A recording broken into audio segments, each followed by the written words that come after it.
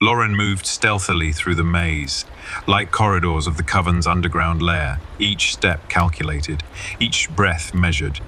His thoughts were a swirl of guilt and regret. His recent intimacy with Vona weighed heavily on him. He felt like he had betrayed not just Rowan, but a part of himself, succumbing to the animalistic urge rather than standing strong in his resolve.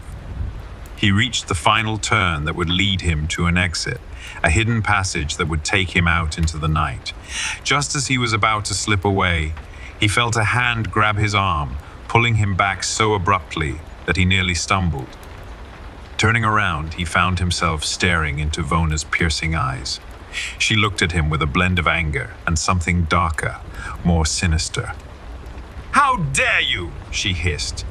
"Sleeping with me and then attempting to sneak out like a thief? Let me guess, it's for Rowan, isn't it?" Loren's mind raced. Admitting the truth would not just jeopardize his position in the Coven, but potentially expose Rowan to greater danger. But lying would likely be even more hazardous. Vona had a way of sensing dishonesty, a gift that had no doubt helped her survive for as long as she had. "It's not what you think," Loren finally said, opting for a partial truth. "Oh, isn't it?" Vona's voice dripped with disdain. "You seem torn, Loren, between two worlds, two lives. You can't serve two masters. Sooner or later, you'll have to choose." The atmosphere was thick with tension, and Loren knew that the choices he made in the next few moments could determine the course of several lives, including his own and Rowan's. "Maybe it's time for you to decide what you really want," Vona continued, closing the distance between them. "Because if you choose me, you won't need to skulk away like a coward. But if you choose her, you'll not only be betraying me, but betraying everything this Coven stands for." The room seemed to close in around Loren as he grappled with Vona's ultimatum. He had wandered deep into a dangerous labyrinth, one from which there seemed to be no easy escape, and he couldn't help but think of Rowan, hopelessly entangled in this intricate web of danger and deception, all because he couldn't be the man or the monster. He needed to be. "Look, Vona," Loren began cautiously. "This isn't about what I want or don't want. It's about—" "Shh," Vona interrupted, cutting him off with a flick of her wrist. She moved in closer, letting her fingers slide through his hair as she leaned in to whisper, "You don't get it, do you? This is about what I want." "And what is it that you want?" Loren asked, maintaining eye contact, though every fiber in his being was urging him to look away, to escape. "I want you," she stated plainly, as though saying it out loud would make it real, "to be mine. To rule by my side, as a lover and perhaps a husband." Loren recoiled at her words. "Vona, that's never gonna happen." "Is this your final answer?" Vona raised an eyebrow, her gaze hardening. "Yes," Loren said, fortified by his own resolve. Vona's eyes narrowed, and Loren felt a sudden pressure envelop him. His muscles tensed, involuntarily locking him into place.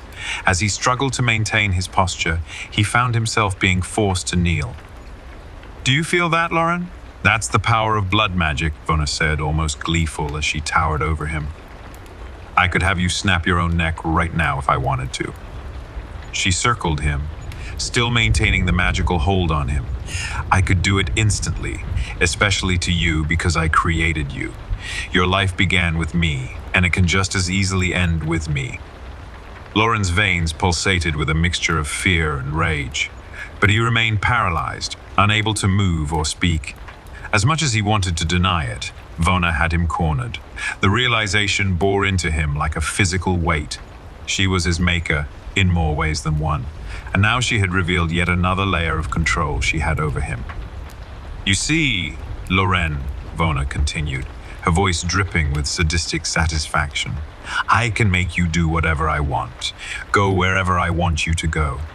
But oh, how much sweeter it would be if you chose to be mine of your own volition."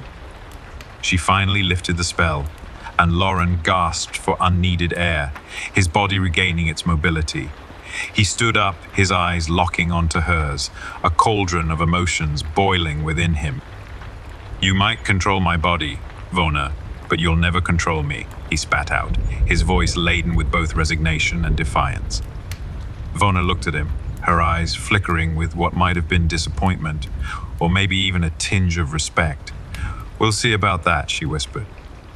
Vona's face turned crueler, if that were even possible. Her fingers moved gracefully in the air as she mumbled incantations under her breath. Loren felt invisible needles piercing through him, cutting through his muscle and bone, targeting his very essence. A scream erupted from his lips as he writhed in agonizing pain, unable to control his body any longer. His screams echoed through the Coven's enclave, drawing a curious crowd of vampires to the scene. They watched with varying degrees of fascination and disgust as Vona continued her arcane torture. "Do you feel that, Loren?" Vona's voice was chillingly calm amidst his guttural screams. "This is what happens when you defy me." The pain escalated, twisting his insides like a wrung-out cloth, and Loren felt his consciousness starting to wane. The threshold of his endurance was being shattered, bit by bit, and he knew he was teetering on the edge. "I'll be with you," he finally screamed, desperate for the pain to stop. A smile spread across Vona's lips as she released him from her magical grasp. Loren's body went limp, gasping for air. He didn't need, shuddering from the residual pain that still resonated through him. Now, it wasn't so hard, was it?" Vona said, lifting her hand and gesturing another spell. Loren's body levitated in the air, suspended as though he were a marionette, and she the puppeteer. Turning to her audience, Vona declared, "Let this be a lesson to all of you. Never defy me, because no one, not even Loren here, is above my law." Then she looked back at Loren, her eyes boring into his. "Speaking of defying me, I wonder what your precious Rowan would think of you now, so completely broken and humiliated." Loren remained stoically silent, conserving the shards of dignity he had left. His body might be under her control, but his spirit remained his own. "I have something else you might want to know," Vona whispered, leaning in closer so that only he could hear. "I've been hunting for Rowan, and when I find her, I'm going to destroy her." The words cut through Loren like a knife, sharper than any pain Vona's blood magic could inflict. His eyes widened, filled with a horror that even Vona's torture hadn't elicited. She smiled, knowing she'd struck a nerve at last. "Ah, so you do care," she mused. "Well, get comfortable, Loren, because I'm going to make your life a living hell until the day I find Rowan. And then I'm going to make her wish she'd never been born." Vona looked down at Loren's floating form, reveling in the power she held over him. With another wave of her hand and a low guttural chant, she released another surge of blood magic into him. This time, the pain was less physical and more emotional, targeting his vulnerabilities and fears. With each spell she cast, Loren felt his will weakening. Vona was attacking him from every angle, inside and out, leaving no part of his being untouched by her dark magic. "Tell them, Loren," Vona commanded, her voice dripping with malevolence. "Tell everyone how much you love me. Proclaim it." His lips quivered, resisting the words, but Vona's magic was unrelenting, worming its way through his mental defenses, forcing compliance. Finally unable to bear another second of this emotional torture, Loren spoke the words. "I love Vona," he said, his voice breaking with the strain. Vona beamed, basking in her triumph. "See, it wasn't that hard. Now was it?" She lowered him back to the ground, his knees giving way as soon as his feet touched the floor. "Now," she said, circling him like a predator for the final act. "You will complete your transformation by drinking from me. You'll become the perfect beast I desire, void of human vulnerabilities." She offered her wrist to him, her eyes locking onto his with a look of pure satisfaction. Loren looked at her wrist and then into her eyes, a pit of despair opening in his heart. He felt the animal within him ravenous, yearning to drink, to accept Vona's dark offering. But another part of him, however small, clung to his humanity, his love for Rowan, his own self-worth. The magic Vona had inflicted upon him was weakening him to the point where he wasn't sure how much longer he could resist. With a heavy heart, he opened his mouth, his fangs descending involuntarily. As he neared her wrist, Vona's eyes flamed with triumph and dark delight. Then Loren's fangs sunk into her flesh, drawing her ancient blood into him. A rush of energy, darkness, and emotions he couldn't even begin to comprehend surged through him. His eyes flashed, and for a moment he was not Loren. He was the beast that Vona wanted him to be. The human part of him screamed in the darkness, drowning in an abyss with no escape. As he drank, Vona threw her head back and let out a triumphant laugh, assured that she had succeeded in bending him completely to her will. "Now you are mine, forever," she proclaimed, withdrawing her wrist and sealing the wound with a casual wave of her hand. "Prepare yourself, Loren," she continued, her voice filled with dark promise, "for we have much to do, and Rowan's time is running out." Meanwhile, Rowan sat in Dr. Field's cluttered Montana office, the air thick with the scent of old books and musty parchment. Her eyes were glued to an ancient manuscript translated into English, revealing something both astonishing and terrifying. Vona was no ordinary vampire. She was Nungal, the daughter of Ereshkigal, the Sumerian goddess of the underworld. As the implications of this revelation began to settle in her mind, Rowan was suddenly overwhelmed by a gut-wrenching sensation of loss and anguish. It was as if a part of her very soul had been torn away. It was Loren. Something had happened to him.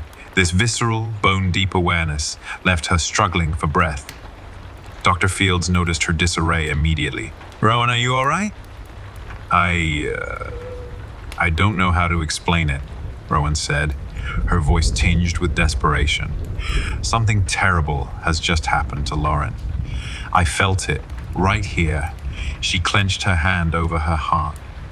Dr. Fields eyed her seriously. "I've read of the mystical bonds between vampires, especially between a maker and their progeny. If you felt something this intense, we must act quickly." Rowan nodded, her face set in grim determination. "What can we do? Where can we go for more information?" "We can consult a colleague of mine in Rhode Island," Dr. Fields suggested, rising from his desk. "He's an expert in the arcane and the supernatural. His insights could be invaluable." With a newfound sense of hope, Rowan agreed. "Then let's go. Every second counts." They hurriedly gathered their essential research materials and soon found themselves on a flight to Rhode Island. As the airplane cut through the skies, Rowan was consumed by thoughts of Loren. She knew he was in peril, and that every moment they lost brought him closer to a point of no return. Loren felt the bindings of Vona's blood magic dissipate as he collapsed to the cold floor. He could barely register what was happening when two members of the coven lifted him by his arms and began to carry him deeper into the enclave. His vision blurred, he was taken into a chamber unlike any he had seen before. The room was a sanctum of darkness, the air heavy with the scent of decay and forgotten memories. Black obsidian pillars rose like sentinels from the floor, framing an ornate sarcophagus situated on a pedestal. The pedestal was surrounded by a pool of pitch-black water that seemed to absorb all light and life. His limp body was carefully positioned within the sarcophagus. All eyes turned to Vona as she stepped forward. With a melodious but menacing voice, she began chanting an incantation in a language that twisted the air, altering the very atmosphere of the room. As she chanted, the sarcophagus began to sink slowly into the dark waters below. With a final, lingering glance at Loren's subdued form, Vona raised her arms and spoke directly to her coven. "Witness the transformation," she proclaimed. "In 3 days, Loren will emerge from these dark waters reborn, stronger and free from the weaknesses of his human past." As Loren sank deeper into the suffocating darkness, his last thoughts were not of fear, or even of the coven he was reluctantly becoming a part of. They were of Rowan, of their plans, their hopes, and of a life that seemed to be slipping further and further out of reach.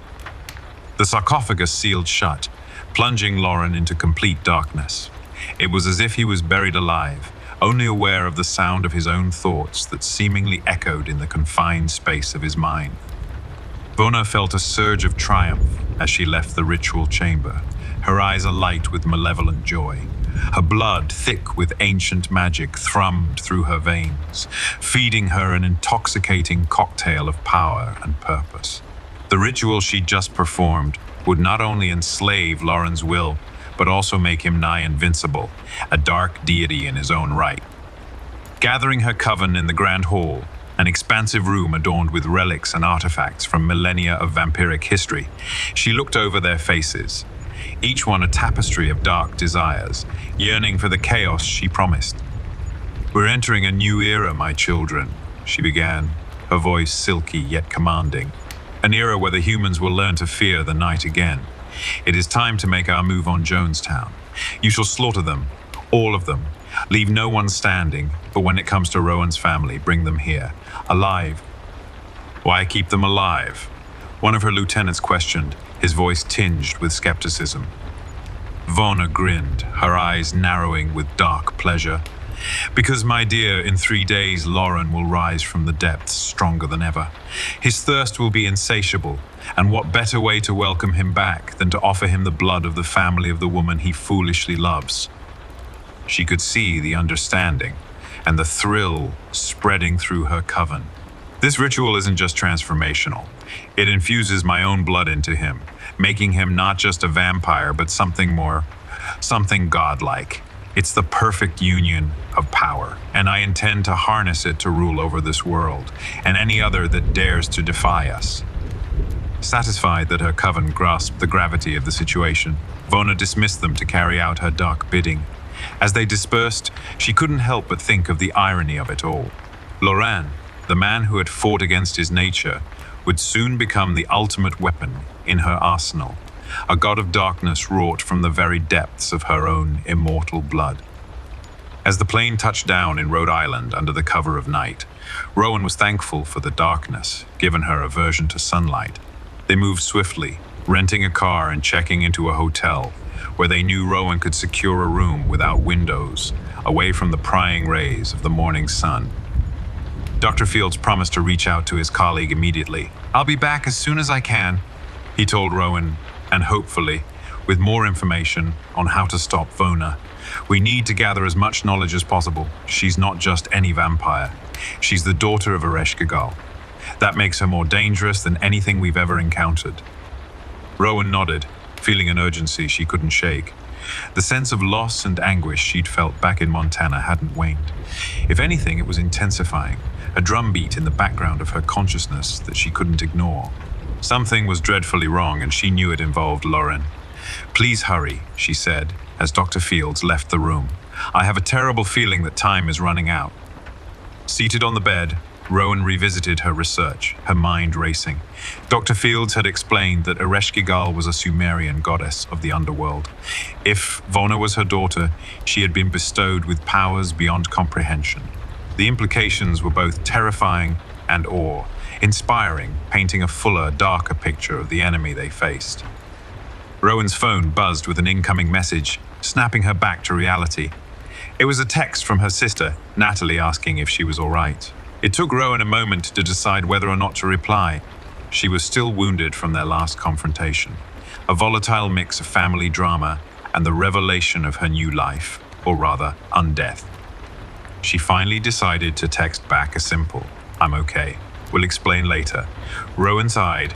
Her family was one more complexity in an already tangled web, but she couldn't afford to think about that now. Every moment wasted was a moment Loren, and perhaps countless others, couldn't afford. As the hours ticked by, Rowan felt a mounting sense of helplessness. When would Dr. Fields return? What was happening to Loren? At this very moment, was it already too late? The weight of her thoughts felt like a physical burden. The darkness of the room seemed to creep in a little closer, as if reflecting the darkness that clouded her mind and heart. But even then, she waited, every fiber of her being strung taut with anticipation and dread. Dr. Fields had to return soon. He just had to. Rowan sat in the suffocating stillness of the hotel room, her eyes locked onto her phone as she willed it to ring. Finally, it did. Dr. Fields' name flashed across the screen. She answered it before the first ring had even finished. "Rowan, I found him," He's willing to see us, Dr. Fields said, his voice tinged with a mix of relief and urgency. He's a specialist in Sumerian mythology and occult practices. If anyone can help us understand what we're up against with Vona, it's him. Where are you? Rowan asked, already grabbing her jacket and keys. I'm coming. His name is Dr. Abraham Norris. He's given us an address. It's a bit secluded, but not too far from where you are. I'll text it to you. Okay, I'm on my way, Rowan said, disconnecting the call. She pocketed her phone and headed out, her senses sharpened to a razor's edge. She knew she was racing against time. She could almost feel the sand slipping through the hourglass. The drive was a blur. Rowan's mind was awash with thoughts of Loren, of what Vona could be doing to him, of her own impending confrontation with a creature born of mythology and darkness. When she arrived at the given address, she found herself in front of a quaint, old-fashioned house surrounded by trees, the dark expanse of the forest stretching beyond it. Dr. Fields was waiting for her outside. Rowan, this is Dr. Abraham Norris, Dr. Fields said, introducing her to an older man with a stern face and penetrating eyes. He studied Sumerian myths and the occult for decades. Dr. Norris extended his hand, but his eyes met hers with more than a simple greeting. He seemed to be sizing her up, assessing her in ways that made her uncomfortable, yet also seen. Your eyes betray more than you might wish, young one, he said softly. They tell me you have lost much, but have much yet to lose. Rowan couldn't respond. His words touched a raw nerve, verbalizing the nebulous fears that had been haunting her. Come inside, Dr. Norris finally said. Time is of the essence, and we have much to discuss. They entered his home, which was filled with an eclectic mix of artifacts, books, and strange symbols. It looked like a cross between a museum and a wizard's den. Dr. Norris led them to a study, where a round table was already prepared with scrolls, tablets, and what looked like ritualistic artifacts. We are dealing with something ancient, cunning, and immensely powerful, Dr. Norris began, unrolling one of the scrolls. If Vona is who you say she is, Nungul, the daughter of Ereshkigal, then stopping her will require more than bravery or physical strength. It will require knowledge, the right tools, and impeccable timing. Rowan looked at the artifacts and then back to the two scholars. So, what's the plan? She asked, her voice tinged with both dread and determination. Before we discuss the plan, Dr. Norris paused, eyeing Rowan carefully. You appear to be struggling. The hunger. Rowan felt her face slowly sinking in, her eyes narrowing involuntarily. The longer she abstained from feeding, the harder it became to maintain her composure. It's getting difficult, she admitted. You can't afford to lose control, not when so much is at stake, Dr. Fields added, concerned. Is there a funeral home or morgue nearby? Rowan inquired, almost reluctant to ask. Dr. Norris nodded and provided an address. It's not too far from here, but remember, discretion is paramount. We cannot afford to draw unnecessary attention. Rowan took the address and left, her body almost quivering with anticipation. She drove to the morgue, her mind half focused on the road and half locked in a silent battle against her primal instincts. She knew Loren had warned her. Stale blood would eventually lose its effectiveness, but it was her only option for now. Slipping into the morgue was easier than she thought. It was late, and the few staff present were preoccupied. She found her way into the cold room, her eyes darting over metal drawers and steel tables. Her senses led her to a drawer, and she pulled it open. The corpse was there, lifeless and cold, a viable but temporary solution to her problem. She fed, almost mechanically, but as she did, she realized the blood was doing little to curb her hunger. It was as Loren had said, her body was demanding more. She was mid-feed when the door swung open and the morgue worker walked in, startled at the sight that met his eyes. What the hell are you doing? The human voice jarred her out of her feeding trance, but it was too late. Before she even realized what she was doing, she had lunged at the man, fangs bared, and her instincts took over. It was her first kill, and as the young man's life drained away, a part of her screamed in anguish, but another, darker part of her felt satiated, complete. Rowan left the morgue, her body trembling with a mix of satisfaction and self-loathing. She knew she had crossed a line, one that she could never uncross. As she drove back to Dr. Norris's residence, she couldn't help but think about Loren. What had he become in her absence? And how much further would she herself fall into the abyss before this was all over? Upon returning, Rowan saw both scholars observing her, their eyes searching for answers. "I've fed," she said flatly, avoiding their gaze. "Good, then we must proceed," Dr. Norris said, seemingly unfazed, but his eyes held a flicker of concern. "Because now, more than ever, you'll need to be at full strength for what comes next." "All right, let's get to it then," Rowan said, locking away her emotions as best she could. She needed to be strong for herself and for Loren, wherever he was. Both scholars led her to a room filled with ancient texts, maps, and various mystical artifacts. Dr. Norris cleared his throat before unveiling a parchment that looked like it dated back centuries. "After thorough research and corroborating my findings with Dr. Fields, we've concluded that Vona may be bound by ancient rites and rituals that limit her power." Rowan looked puzzled. "So you're saying we can stop her using these rites?" "Not stop, but perhaps weaken, or at least contain," Dr. Fields clarified.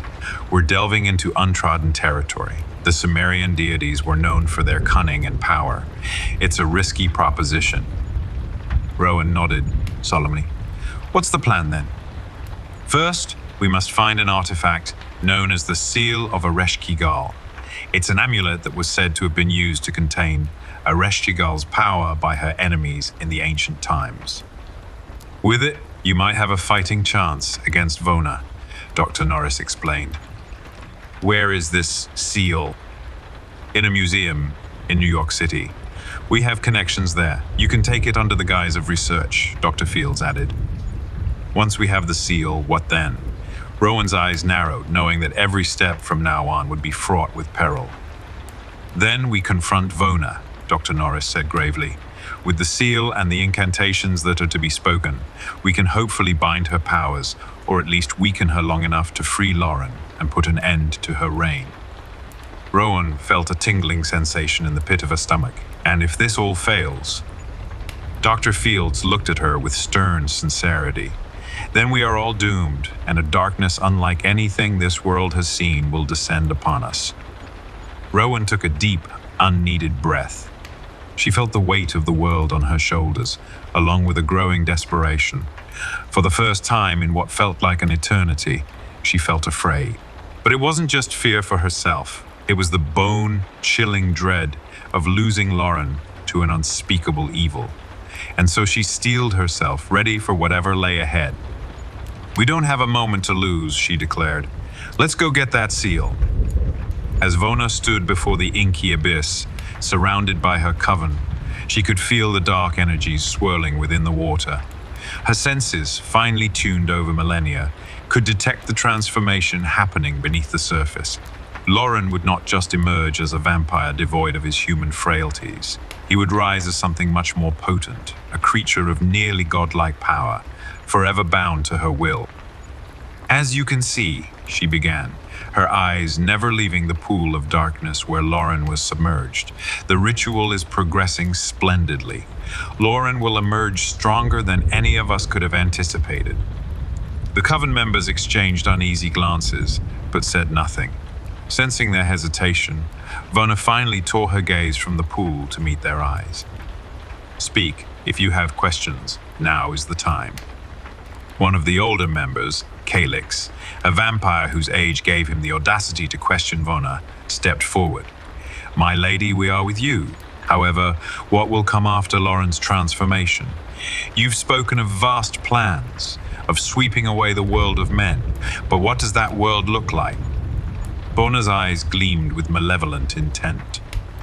"Ah, the world that awaits us is one where we are no longer skulking in the shadows, no longer content with mere scraps. I envision a world purged of its human infestation, a world where only a chosen few remain." "And what of these chosen few?" Calix prodded. They will serve as nothing more than cattle, kept alive solely to satiate our eternal hunger, she declared, relishing the widening eyes and nervous glances that shot through the crowd. So, in essence, we will become gods ruling over a world tailored to our darkest desires, Vona concluded, her voice filled with a foreboding joy. And it starts with the awakening of Loren, who will serve as a living testament to what we can achieve when we embrace our true nature. Her eyes flitted back to the pool, and she could feel the final hours ticking down. Soon Loren would rise, and the dawn of their new world would begin. Vona sensed the questions that bubbled beneath the surface, the hesitation like a low hum among her coven. Finally, it was Calix again who voiced the concern. But what makes Loren so special? Why was he the chosen one for this grand transformation? Vona's grin revealed her fangs, a predator pleased with the intrigue she'd inspired. That's the secret. Loren is not merely a random selection or a passion project. He descends from Enlil, a Sumerian deity, which means his blood carries the DNA of an ancient god. It's been dormant for ages, suppressed by generations of mingling with mere mortals. Now, however, it will awaken, adding a divine strength to his new form. And what happens to the rest of us? Calix pressed on, the murmur growing among the assembled vampires. Where do we stand in this new order? Vona's gaze scanned her coven, taking in each face, measuring the weight of their loyalty. You will all have roles to play in the new world. The era of hiding will be over. With Loren by my side, we will be unstoppable. You, my loyal followers, will reap the rewards of this transformation. Eleonora, another of the elder vampires, broke the silence that followed. And if we don't share your vision, Vona, what then? The atmosphere in the room thickened as if the very air turned to stone. Vona slowly turned to Eleonora, her eyes darkening to a deeper shade of red. Then you are no longer of use to me or to our future, she spoke, the ice in her voice enough to freeze blood. As Vona lifted her hand, Eleonora's body began to levitate, gripped by some invisible force. With another movement, Vona clenched her fist, and Eleonora burst into flames. Her screams echoed briefly before dissipating into ashes, leaving a tense and fearful hush behind. Vona locked eyes with each member of her coven, asserting her absolute authority. Any more questions? The room was silent except for the undercurrent of trepidation that now pulsed through each of them. Vona was satisfied. Her vision was coming to life, and soon Loren would awaken to make it complete. Vona, satisfied with the ripple of fear she had sent through her coven, dismissed them with a flick of her hand. One by one, they dispersed, leaving her alone in the room with its towering obsidian pillars and the dark, sacred pool that currently held Loren. Walking to the edge of the abyss, she looked down into the impenetrable black waters, the ripples of her magical ritual still undulating beneath the surface. She sensed Loren's essence down there, shifting and mutating under the weight of her spell and his ancient lineage. Ah, Loren, she began softly, her voice tinged with a melancholy she rarely allowed herself to feel. You're undergoing your rebirth now. Soon you will rise, and we will forge this new world together, one where darkness reigns supreme, a world fitting for the lineage of gods and monsters. As she spoke, her mind slipped into a memory, one that reached far back to the shadowy recesses of her immortal life. It was an era when gods and goddesses moved among mortals more freely, back to her time in the Sumerian underworld. Her mother, Ereshkigal and Enlil, the god of the sky and the ancestor of Loren, were in a fervent discussion. Ereshkigal ruled the underworld with a stern grip, a realm devoid of sunlight, where darkness prevailed. Darkness is the cloak that veils all of creation. It was the first thing to exist and the last thing to remain, Ereshkigal had said. But light gives life, sustenance, and clarity, Enlil countered. Without it, the world would wither and become a void. That may be, Ereshkigal replied, but it's in darkness that life is nurtured, seeds grow, and souls find respite. Light and darkness exist in a balance. However, it's in the shadows that true power resides. As Vona came out of her reverie, she stared again into the black waters before her. Ah, Loren, if only they knew, you'll understand it better than anyone. Light and darkness exist in balance, but it's the shadows that hold the power, and it's the shadows where we'll rule.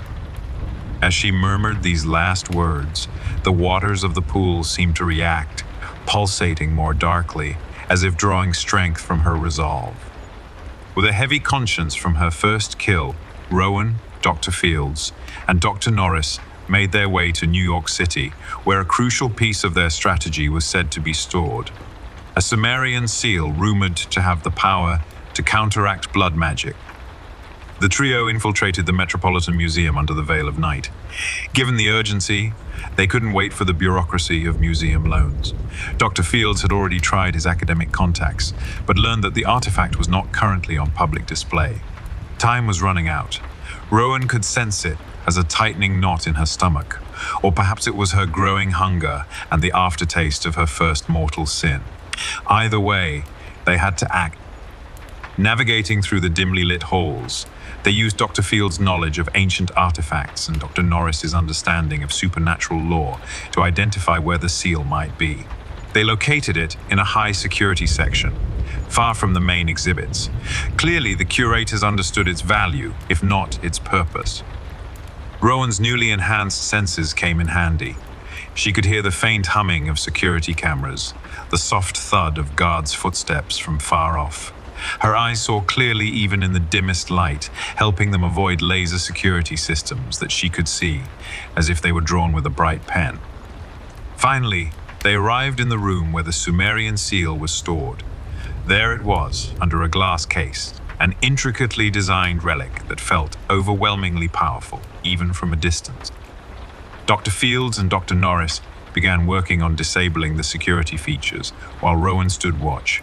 Her vampiric senses were tingling strongly now, not just from the seal, but from a growing sensation that something catastrophic was occurring far away, beyond her reach, but not beyond her concern. Loren, she whispered to herself, the name escaping her lips like a prayer or a curse.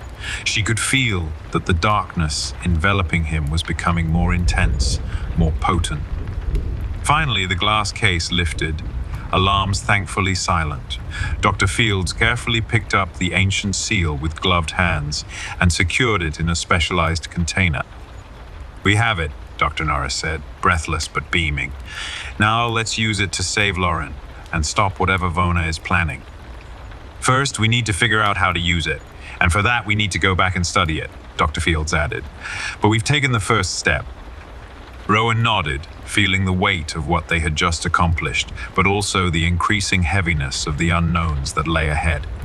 Every step felt like a descent, a deeper commitment to an unfolding mystery that she was a part of, whether she liked it or not.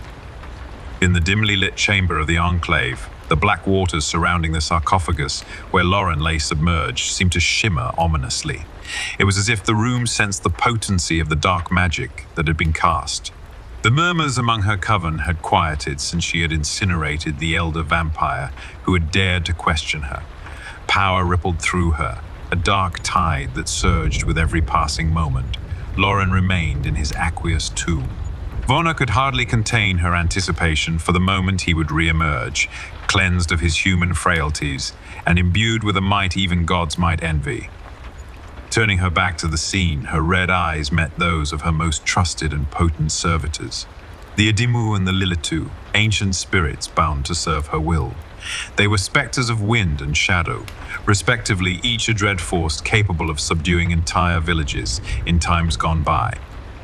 "It's time," Vona declared, her voice echoing in the chamber like the rattle of bones in a crypt. "Take charge of the coven. I want the town of Jonestown seized. Every human in it is to be culled or turned." The Edimu's formless shape seemed to vibrate eagerly, an atmospheric disturbance that suggested a malevolent kind of delight. The Lilitu, ethereal and dark, simply bowed her head in acknowledgement. "Capture Rowan's family," Vona continued. I have special plans for them. Bring them to the enclave unharmed. As for the rest, leave a select few as feeding cattle. Exterminate all others." The dark spirits inclined their heads in unison, a motion that somehow managed to convey keen understanding. "But what of Rowan?" the Lilitu inquired, her voice like a whisper in the dark, but laced with venom. "Should she come seeking her family, or worse, the abomination you've taken to favor?" Vona's eyes flickered at the mention of Loren, a brief flash of indignant fire. "If Rowan appears," she said, "capture her. Bring her to me alive. I want to deal with her personally." The Edimu and the Lilitu bowed once more before dissipating into their elemental forms, wind and shadow, respectively, departing to carry out their grim tasks. Vona turned back to the dark waters, her thoughts adrift on tides of ambitions and dreams that only beings like her dared to conceive. "Soon," she whispered, as if the walls themselves were her confidants. "Soon, it will all be as it was meant to be." She could almost hear Loren's transformed voice joining the chorus of the night, a harmonic convergence that would signal the dawn of a new age, an age of darkness, ruled by the one who had mastered it in all its forms. The daughter of Ereshkigal was on the verge of realizing her birthright, and neither gods nor men would stand in her way.